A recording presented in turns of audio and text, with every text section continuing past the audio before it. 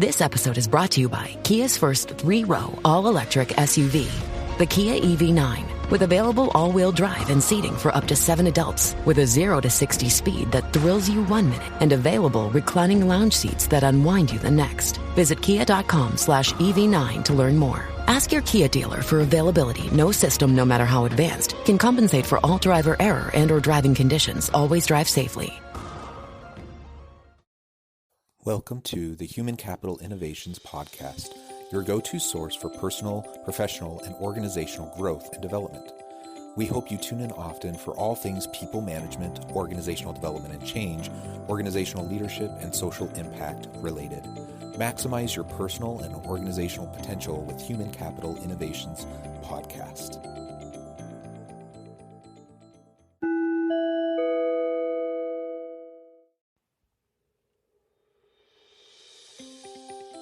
Welcome to the Human Capital Innovations Podcast. In this HCI podcast episode, I talk with Yuri Kruman about shifts in strategic HR and how personal and professional development will evolve in 2021 and beyond.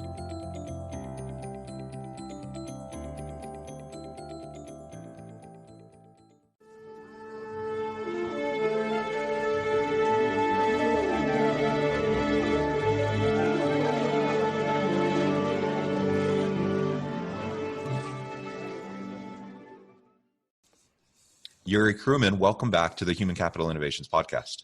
Thanks for having me again, Jonathan. Yeah, it's so wonderful to get to see you again and have a chance to continue our conversation. We were just talking before we hit record and started the interview and trying to remember when that last conversation was, maybe 2 or 3 months ago. You've been very busy, my friend, doing many things in the interim between when we last talked and today, and the world has continued to move on, and lots of craziness has happened between the last time we talked and talking today.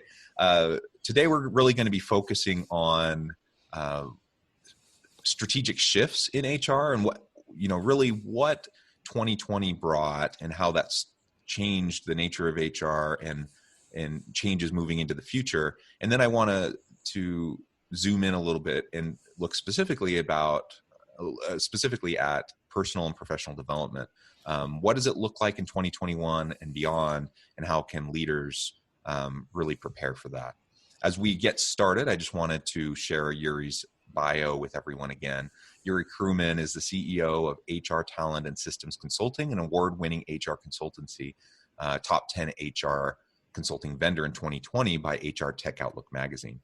A certified SHRM SCP, he is likewise a sought-after speaker and expert on HR, digital transformation, and employee experience. Yuri is a Forbes Coaches Council member and contributor to Forbes, Entrepreneur, Business.com, Influencive, and a number of other top platforms. He had consulted and spoken at numerous Fortune 500 and Inc. 5000 companies, VC-backed startups, and top universities, including Ernst & Young, Google, Columbia, and University of Pennsylvania, likewise appearing on network TV and top podcasts, including NBC's Tipping Point, Leadership and Loyalty Podcast, Entrepreneur on Fire, and Wharton Business Radio. In addition, his executive leadership coaching practice has impacted thousands of top executives. He is the author of What Millennials Really Want from Work and Life, and the forthcoming Be Your Own Commander-in-Chief. Again, welcome back, Yuri. Such a pleasure to have you back on the podcast. Anything that you would like to share with listeners by way of personal background or context, or to update us on anything that you've been involved with over the last few months before we launch into the conversation? Thank you again for the kind intro. I would just say, I'm a guy who lives in Brooklyn. I'm an immigrant. I didn't start out thinking, hey, I'm going to go to HR. And I more or less stumbled into it partly because I had such bad experiences with HR. So I kind of, at some point being a coach and having had the bad experiences, I'm like, okay, I have to really fix this. This is really my mission in the world. So I'm kind of, as funny as this sounds, and I don't want it to be a total cliche, but, human resources does have to be a little bit more, human sometimes. So that's my mission. I'm trying to do it partly through coaching, partly through talent development, and partly through systems. And that's the other part of what I wanted to mention. We're going to discuss this in a bit, but unless you know what you're getting into with writing a book, especially a monster like this, just don't do it. Word to the wise. Yeah, and I think that might be a good place to start before we really launch into the topic for today. Is just tell us a little bit about your book and why you decided to tackle the project, and tease a little bit for us. When do you expect it to come out? All that kind of stuff. Sure. Okay, so just some background. I've been doing executive coaching for, I don't know, between 8 and 10 years. And at some point you start seeing patterns. Right, so the kinds of people I coach tend to be Fortune 500 executives, Inc. 5000. So some mix of people that don't feel great, even at great companies, because they're not aligned with their role, and their career is not really taking them where they thought they would want to go, even though they have the golden handcuff situation. And a lot of those same people leave top companies and they end up starting their own, or they go and become consultants. They want to change the dynamic of their life, of their thinking. They want to kind of restart. So I help them with that process. Sometimes that means just transitioning careers to something more well aligned, and otherwise it's helping them start the actual company and kind of go through all the things they need to do to actually make it successful. So over the course of that time, plus through my own pretty crazy bumps and all of that in my career. I'm in my sixth career. I think I probably mentioned this the last time we spoke. So I started out in academic neuroscience. I went to law because, hey, I'm an immigrant boy. I need that grad degree. Otherwise, why am I twiddling my thumbs? And then when I graduated, it was a great recession, so I need to pay the bills. I have to go into finance, not because I love it, because it just pays the bills. And then from there, I went to health tech because, okay, it's more my speed. I have some ideas around healthcare. That was more or less my background in college. And after drinking enough Kool-Aid from the startup situation, I finally said, you know what, enough. I don't want to do this anymore. I have to do my own company. And that's how my coaching company got started, Master the Talk Consulting. And at some point, I started dabbling in HR consulting because I see, okay, I understand how to empower people, how to develop them. I started doing a lot of these training workshops. And I'm starting to see, okay, when you help people realign while they're still in the job, it often keeps them there. So you know what, let me see what else I can build around that in terms of systems, in terms of, let's say, improving productivity or communication inside a company. Yeah, sure. If I want to save a company money on benefits and payroll, that's going to be a great Trojan horse because founders are like, what? Save me money? Yeah, great. Otherwise, they hear HR, it's like the stepchild, and it's like Cinderella. So it's that what got me into HR consulting, and then from there, I more or less looked at the landscape and I said, okay, HR is, for the most part, again, this is 3 years ago, HR is for the most part trying to make sure the trains run on time. It's a lot of legal and compliance. It's a lot of, to be very frank, it's glorified customer service, and that's not the point of HR. Right? The point of HR is to make sure we get the right people in here. We give them the ability to do their work well. We help them move forward, and we clear the road. We clear the road for them to do their best work with us. That's really that simple. Yeah, And then, I love that. Yeah. Put the systems there, give them coaching, give them rewards and recognition. You can tinker with things, but ask them questions. Make information flow more quickly, close the loops, just understand what people are actually feeling. So through that process, partly through my own, bumps and bruises and dead ends and all of that stuff, also from the side of HR, I started seeing, okay, universities don't teach life skills. Governments don't subsidize this stuff, right? So the corporation is the provider of last resort for personal and professional development. For good, for bad, tough luck. That's just, that's the fact of doing business today. And when you look at millennials, but now more even Gen Zs, they really do care about what does the company do. They associate a lot of themselves with the mission of the company. So there's no such thing as, I'm one thing at work and I'm another thing at home. It doesn't quite work. That's not how people think anymore. So in that sense, okay, I'm the company owner. I want to bring in the best. So I have to have a great employer brand that has some kind of higher mission. I have to give people this, bigger vision for how we help people in the world. Okay, so I bring in the top talent, and they look around pretty quickly. They're, in some ways pretty cynical because, again, they keep hearing this blah, blah, blah from one side of the mouth, Black Lives Matters, yada, yada, and then the other side of the mouth doesn't do anything, actually, to change things. Right, so there's a lot of this social activism which now is expected to take place earnestly in a sincere way from the top down. And, at this stage, you have to stop pretending. We can't just do the, branding the PR. It's not enough. So let's do things the right way now. Okay, how do we do that? All right, we can throw some coaching. Let's give you a subsidy. Okay, yeah, maybe that'll help. Maybe that'll move the needle. So I've come in that capacity through different platforms, whatever.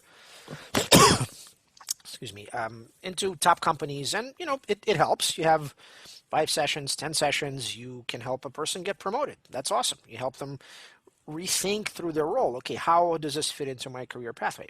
Excellent stuff. Okay, it's not quite enough, right? Because again, the way that I coach, right? Even people within the company, I say, look, these are just 4 walls where you are now. These 4 walls don't contain your career. They don't contain your path. It's just 4 walls. It can be any other 4 walls, but you have to make sure, again, in a very sincere way, that you help people feel like, hey, I want to be here. And it's no longer just some kind of, aspirational conversation. It's something that can really be had. For me, right now I'm running HR for a company in the Bay Area sitting in Brooklyn. So frankly, the only way I can be effective at that is by having one-on-one conversations just like this over Zoom, right? And in those conversations, I have to be, it's not just be very careful, because that's kind of the HR credo, be extremely careful, tiptoe. No, I actually do the opposite. I say, look, I'm here to empower you. I'm here to clear the road for you. So you have to tell me what's actually going on in your life, not just, check in the project management software, or, oh yeah, I'm okay, I'm great, and in the background things are falling apart. So as a coach, I read right through that. And I'm a family guy. I've got 3 kids. I've been under lockdowns and all this other stuff. So it's not a big stretch for me to empathize with people in a meaningful way. So I kind of cut through the BS and I say, look, how can I help you? Can I help you, as an HR person, I can help you, maybe give you more days off. Maybe I can help you with childcare in some ways, maybe I can help you become more productive because, hey, your time management sucks, frankly. I love you, you're awesome, but let's get you better time management skills. Or, I see that you're running behind on certain projects. Is that because you're having trouble managing? Is it a health issue? So I kind of cut the BS and I say, look, I'm gonna level with you. Here's what I'm going through. Here's my story. Again, that's how I always coach, and I've brought that coaching approach to HR. And instead of the founder saying, "Oh my God, are you crazy?" Like that's not HR. I say, you know what? There's no going back. This is what HR is supposed to do. This is how to really get to what's going on. That's how you head off a lot of problems at the pass. Because if you get people talking, you get them sharing their frustrations. Hey, I have an issue with this other employee. Well, let's knock heads, sit down. I'll facilitate. I'll help you resolve that. We come up with rules so this doesn't come up again, right? So that direct approach, without there's the radical candor part of it, but there's also okay, I really care about you. I want you to do well, and yes, I want you to stay with the company. So let me do everything I can, partly as head of HR, partly as a coach, partly as your friend, because I really want you to do well. Let me use all of that to help you clear the road, help you to do better at your job. And yeah, of course, I want you to get promoted and paid more. And suddenly things click. Oh yeah, well, maybe this guy actually cares. Like, and after a while, they get it. Yeah, he actually cares. And the book grew out of this because I realized, okay, it's great to get coaching, and it's great to talk about career pathway and getting promoted, paid more. That's very important. But when you have this whole other human dealing with all those other pretty serious problems, lockdown, mental health, physical health, taking care of children and parents and all of that stuff, you have to address the whole human. You no longer have the luxury of pretending, hey, oh no, you're fine, great, oh awesome, yeah, like Borat, Borat thumbs up. No, that's done. We're past that point. So HR, in my view, either takes the reins and says, okay, we have a bigger mandate now because, okay, we had to go through digital transformation in the last year. We had to be a lot more proactive in these one-on-one calls. We have to deploy our benefits in a lot better way than we used to, just throwing money at people. That doesn't work. So with all of that in mind, how do we empower people through personal and professional development? How do you do it in a thoughtful, meaningful way, not just throwing ideas or read this, list of 10 books or let's do a book club? It's not enough. So partly, again, from my own experience, all the craziness I went through to figure out myself, who am I, where am I going, what am I meant to do, and how do I serve other people, I realized, you know what, this is powerful for both sides of the table. Either I'm doing this directly to that, I always think about myself as a kid. I'm that kid in the Soviet Union, okay, maybe I'm bright, ambitious, but I have no clue how life works. I have no clue how to manage finances or a business or, career. I have no clue. And I want that kind of kid, and that kid could be, 20 plus. Again, they haven't learned much in terms of life skills, even from top schools. Maybe they, in the best case, they went to a business school and they picked up some things about accounting and finance. But the rest in the humanities, screwed. No luck. These are the people that get into the workforce and they're already in massive debt and they're kind of making bad life choices. I'm employing them. I have to think, okay, I can't close my eyes anymore. So let's cut the BS. Like, I know you're struggling. I know that, it's stressful now. Let's talk about it. Let's address it. Let's do something about it. So the book talks about 4 different pieces of this puzzle. Okay, 4 conversations, because everything is a reason why I call my company Master the Talk. And because I looked at my career and I said, okay, maybe I've messed up quite a bit in pretty much, a lot of the things that I've done. I've messed up just royally. I talked my way into things and then I didn't have the skills or the background to actually execute. So I'm good at the talking part, but I need the substance. And that's what I had to learn the hard way. How do I apply the life skills? How do I figure out who am I? Where am I going? For myself, not for my mom, not for my boss, not for my wife, for myself. I have to do that.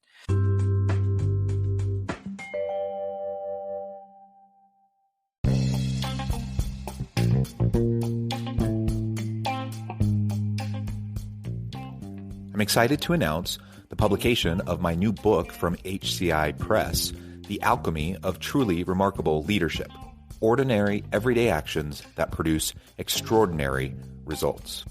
Consider how the nature of work has shifted over the past 50 years.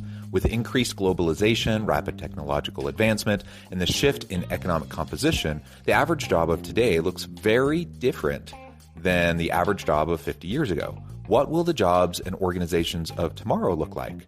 Moreover, what does this all mean for organizational leaders? What are the core competencies and capabilities of organizations and their leadership that are prepared for continued disruption and geopolitical and socioeconomic shifts?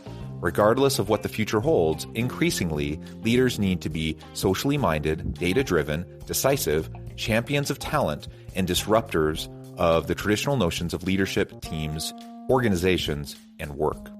The Alchemy of Truly Remarkable Leadership will help you to explore your own leadership competencies and capabilities and consider ways to apply and implement them into your workplace and personal life.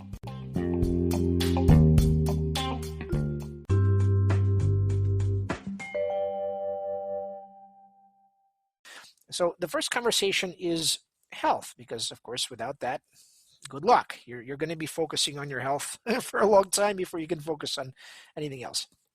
80-20. You don't need to be an endurance athlete. You don't need to be LeBron James with his $1 million body that he spends on every year. God bless. Let's learn from him, but we don't have that, most of us. Number 2 is mind. So it's obviously a massive subject, but mental models and life skills. Meaning, how do you look at the world? How do you process information? How do you make decisions? How do you manage expectations? How do you manage your stress? Oh yeah, and how do you manage business and careers in finance, right? How do you actually do that?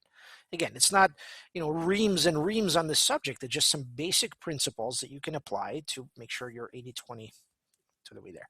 The third piece is this kind of like, oh, teach me how to negotiate, teach me how to ace the interview and, negotiate a higher salary. Okay, here you go. Here's how I laid out. Here's how this works. Use it. You can go and I just helped a client negotiate 25K more through my whatever in 15 minutes. It actually worked. It's pretty awesome. It's a good feeling. And I did the same, ironically, for an employee in the company where I'm consulting, right? Because she needed to be caught up and promoted. So, okay, here, go, ask for it. Let's sign off. You're done, right? That's a nice feeling. But again, the last part, so we have body, meaning health, we have mind, we have other people. And the fourth one, often it goes missing. It's like, well, I don't know, I don't feel comfortable.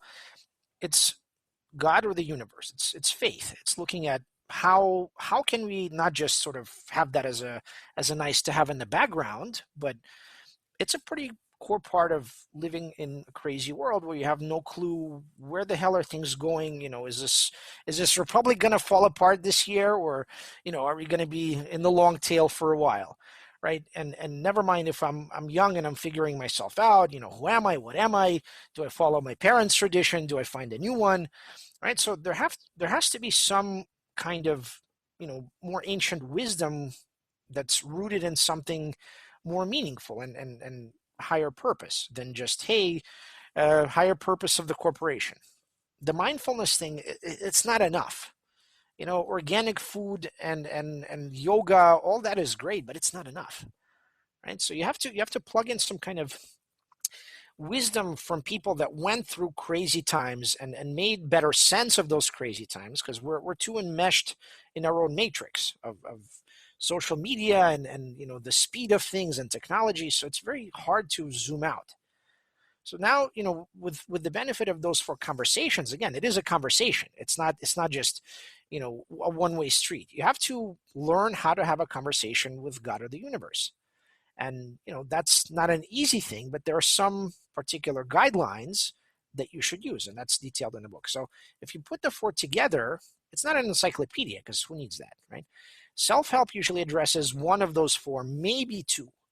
If you look at most self-help books, it's just like, rah, rah, rah, kumbaya, or, yeah, billionaires and endurance athletes do this, so do this. I don't think that applies to me. And also you have the scientific part of things where people don't want to go through the dense language. They're like, well, okay, about flow, but I don't understand what this guy wrote, back in the early 90s. So I'm doing this book in order to present a platform for any employee that, I go into a company to consult, as well as anybody that just picks up the book and wants to improve their life. And they open the book anywhere, any of those 4 parts, any chapter. There's a structure. First, there's a quote. So sometimes a quote sparks things. There's kind of the current view of how this subject is looked at. So how do we manage expectations? Okay, then what I went through, so my own personal experience with that subject. Then I go into, okay, here's how to address this in a thoughtful and meaningful flow. If you're talking about time management, here's a calendar. Here's what your week could look like. This could be a template. And then here's a tool to go put it together yourself. So, and ultimately, I'm not trying to create a tome that's in tremendous depth. It's, again, 80/20. If somebody wants to go dig further into any subject, here are the resources. Here are other books that go much deeper into this. So the book for me puts together about 20 years of my own wanderings and trying to figure myself out, and how do I help people as a coach, and then now as an HR person. And this provides kind of those 2 sides of the table. Yeah, well, that's great. Thank you for that in-depth look at the different components of the book. When do you expect it to be done and to come out?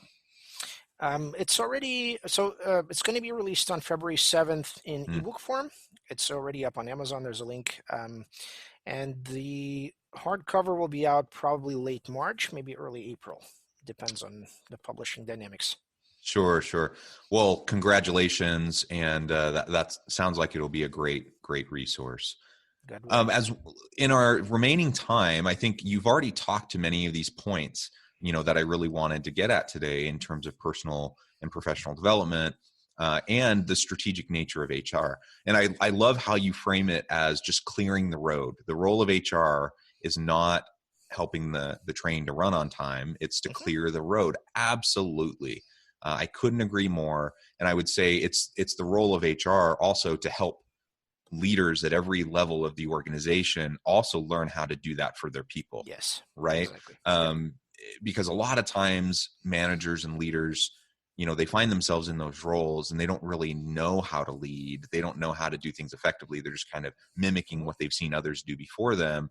And then they kind of hand off all of that logistical compliance and all that kind of stuff to the HR department, expecting them to just handle it, right? Well, effective HR needs to be a close marriage, right, between this functional department that does all these different things, but also has a strategic focus, and then connecting with all of the various departments, divisions, teams across the organization. And I completely agree. Strategic HR is the new normal. It's been moving that direction for a long time, and we're certainly there. We need to get. We're far beyond being in a place where you have Toby from The Office as like the typical HR person. Exactly. We need to do much, much better, and the best organizations are doing much better than that. So in our remaining time, let's talk a little bit about what you see as the difference in your approach to personal and professional development, perhaps, in a year or two ago, and then we go through all this COVID stuff, and 2020 has been a crazy year. And now we move into 2021 and beyond. What changes are you seeing and anticipating coming down at us, as we're looking into the future? Yeah, so it's presuming, I don't know, maybe it's my Soviet mindset in the background there, but I'm presuming things will continue to be difficult. They'll continue to be in flux. We're probably going to have this hybrid scenario where people come in a couple of days a week, in rotating groups. We might have, some are saying that the British variant is just another virus, and so on and so forth. So it could continue. We could have these kind of rolling lockdowns. We can have a lot of this disruption for years to come. Vaccine or no vaccine, we're more or less like this, with scientific proof and all that. But still, we don't have all the information. We have to more or less look inside, right? The one thing that you can focus on is your own personal and professional development. You can focus on being more resilient, taking care of your mental health, your physical health, your family, your career. These are things that you really have to focus on, regardless of whether you're remote or not, you're in this country or that country. There are certain silver linings to all this. Let's say, again, I'm the head of HR for a company in San Francisco sitting in Brooklyn. A couple of years ago, that would have been like, are you insane? Right? So it's a new paradigm where a lot of this kind of, I'm not a digital nomad by any stretch, but I probably could be. If I wanted to go and work in Puerto Rico, I probably could do that. And I could be just as effective with a good, Wi-Fi connection. So, given all of those forces that, technology is still accelerating the speed of change. We have all this social unrest, we have political unrest, we have a potentially a civil war. Again, God forbid, but things don't look great right now, right? We could have another insurrection next week. I hear they're planning one on the 17th or 19th. So I don't know. I can't read the future, but the one thing I know, if I look back at the classic, philosophers and whether that's prophets or just, reading the Old Testament. Again, I'm Jewish. That's my reference point. I see a lot of, the patriarchs and matriarchs going through great upheaval. They have, a brother that wants to kill them, or they have a father-in-law that, wants to get rid of them. There's no shortage of stress and drama in the Old Testament, right? So I'm not looking at my life as some kind of, isolated incident with all of this technology that never happened. A lot of things are very similar to a lot of previous periods in history. And, a year or maybe 2 years ago, Steven Pinker would have said, hey, it's the best of all possible worlds. Okay, Candide, right? I mean, that has, like, now we're backsliding in a lot of measures, poverty and all of that stuff. So the point is, when you have a lot of chaos, when you have a lot of uncertainty, there's a reason why I called this book Be Your Own Commander-in-Chief. If you're a leader or you're an aspiring leader, that's the only thing you can and have to do. You have to empower yourself and figure out, who am I, where am I going, how do I help others, if you're going to be effective as a leader, as a manager, or just, in living your life and figuring out a way forward through all this craziness. So for me, if I go and recommend something to someone, I have to make sure that it's real, it actually works. I'm fortunate in the sense that, while I'm building my business, I'm working with people that are also kind of, in between something full-time and consulting, and I actually advise them, just like myself, leverage one to move forward in the other, right? So that's kind of a new career paradigm in 2021 and going forward. You really have to not have all your eggs in one basket and leverage the eggs in one basket to get perhaps more eggs in the other one. I don't know. That's how I see things. Yeah, I think that's a wise perspective. I think resilience is the name of the game. In good times, in challenging times, we need to take care of ourselves. We need to foster a resilient and growth mindset, and that will lead to happier life, happier work environment, and opportunity for us to learn and grow and be our best selves. Well, Yuri, it has been a real pleasure talking with you today. The time flew by. Though we're at the end of our time, I do want to give you a chance to share with listeners how they can get connected with you, how they can find out more about what you're up to, and any final word on the topic. Great. First of all, thank you again, Jonathan. Always a tremendous pleasure to speak with you. Very easy to find me. YuriKruman.com is my website that filters to the coaching and the consulting business. If you're interested in, I run a weekly newsletter. It's called commanderinchief.substack.com. More than welcome to sign up for that. I try to cover a lot of the subjects that we spoke about today, plus many others.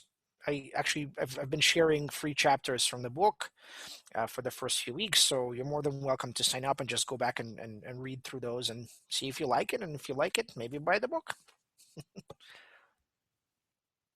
Excellent. Well, thank you again. I encourage listeners to reach out, get connected, check out the book, look at the free chapters, purchase the book, support Yuri and what he's up to, and see if there's a way that you can collaborate with him for any of the needs that you might have in your own organization. And as always, I hope everyone can stay healthy and safe. Take care of yourselves. Make sure that you're doing what you need to do each and every day to stay mentally and physically healthy, and look out for you and your family and friends.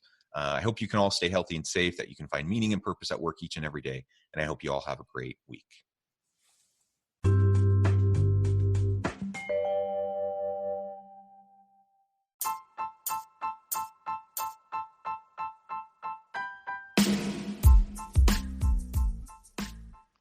We are excited about the launch of HCI's new magazine, Human Capital Leadership. Human Capital Leadership is a free, interactive e-magazine designed to help individuals, leaders, and organizations find innovative approaches to maximize their human capital potential. We will be publishing issues quarterly in August, November, February, and May. Check out the first issue and let us know what you think.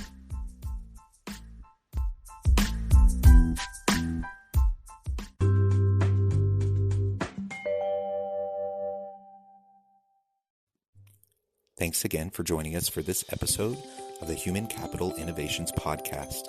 I hope you stay healthy and safe and that you have a great week.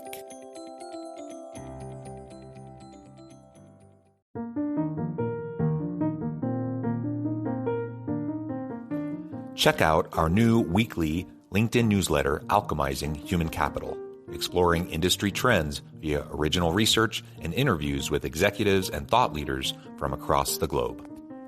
We look forward to having you join us.